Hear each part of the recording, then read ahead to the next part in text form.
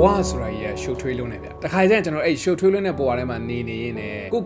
မေ့နေတတ်ကြတယ်ကိုဘာတွေခံစားနေရတယ်လဲကိုတိုင်ရောဘာတွေဖြစ်ချင်လဲကိုပြန်သုံးသပ်ပြီးတော့မေးရမယ်မေးခွန်းလေးတွေမေးဖို့ရောတတိယသေးရဲ့လားကျွန်တော်လည်းဗါလေဒီလိုလုပ်ဖို့ဆိုတဲ့အရာဒီအမြဲတမ်းရောလွယ်မနေပါဘူးဒါပေမဲ့ကျွန်တော်တို့ဒီတိုင်းသာဆက်သွားနေရင်ပြောနိုင်တာတခုကတော့ဗါလဲဆိုကျွန်တော်တို့ဘောမှာ fulfillment လို့ခေါ်တဲ့ခြေနဲ့ပျော်ရွှင်ခြင်းဆိုတဲ့ဘဝရဲ့အတိတ်ပဲပြည့်စုံခြင်းဆိုတဲ့အရာကြီးကိုရဖို့ရအတွက်အလံဝေးသွားပါလေဘာဖြစ်လို့လဲဆိုတော့ကျွန်တော်တို့ကကိုယ့်အကြောင်းကိုဘာမှမသိလို့ပါအဲ့တို့အကောင်းဆုံးနည်းလမ်းတစ်ခုတော့ဘာလို့ခေါ်လဲဆိုလို့ရှင် journaling လို့ခေါ်ပါတယ် diary ရေးတယ်လို့လည်းတချို့ကတော့ခေါ်တယ်အဲ့တော့ကျွန်တော်စာအုပ်တအုပ်ရဲ့ဘောပင်တစ်ချောင်းရဲ့ကိုဘာတွေခံစားနေရတယ်လဲဆိုတဲ့အတွေးခေါ်တယ်အကုန်လုံးအဲ့ဒီဘောပင်ရဲ့မှင်ရည်တွေနဲ့အတူခံစားပြီးရေးလိုက်ပြီးဆိုရင်မိတ်ဆွေအန်အောစရာမေးခွန်းနေခင်ဗျားကိုယ်တိုင်တော့ခင်ဗျားမသိသေးတဲ့ခုအကြောင်းနေအများကြီးပို့ပြီးတော့သိလာပါလိမ့်မယ်မိတ်ဆွေအမြဲတမ်းကိုသုံးသပ်ဖို့မမေ့ပါနဲ့